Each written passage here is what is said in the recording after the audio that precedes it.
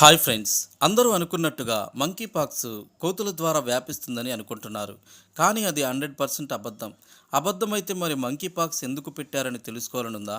అయితే ఈ వీడియో పూర్తిగా చూడండి. సిడిసి నివేదికల ప్రకారము ఈ వ్యాధిని ఇంతకుముందు మంకీ పాక్స్ అని పిలిచేవారు. తర్వాత కాలంలో దీనిని ఎంపాక్స్ అని పిలిచారు.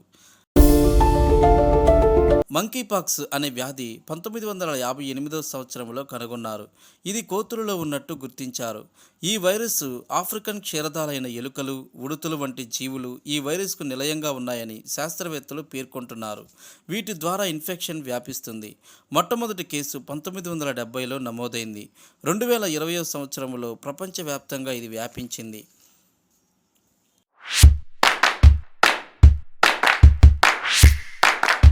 సిడిసి నివేదికల ప్రకారము ఒక రోగి యొక్క లాలాజలము మరియు చెమట ద్వారా ఇది వ్యాపిస్తుంది.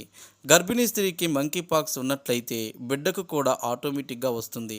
మంకీ పాక్స్ వచ్చిన వారి గుడ్డలను తాకిన, వస్తువులను తాకిన ఈ వ్యాధి వస్తుంది.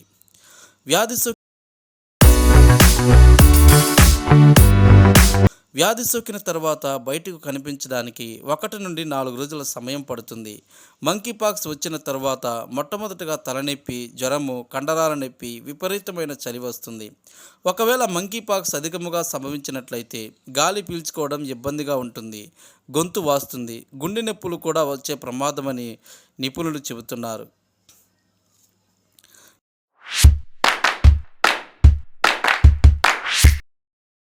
ఈ వ్యాధి ఆఫ్రికన్ దేశములలో ఎక్కువగా వ్యాపించిందని, జంతువుల ద్వారా ఈ వైరస్ వస్తుందని ప్రతి ఒక్కరూ అవగాహన పెంచుకోవాలని, ప్రతి హాస్పిటల్లో మౌలిక సదుపాయాలు అందుబాటులో ఉంచుకోవాలని ప్రపంచ ఆరోగ్య సంస్థ తెలిపింది.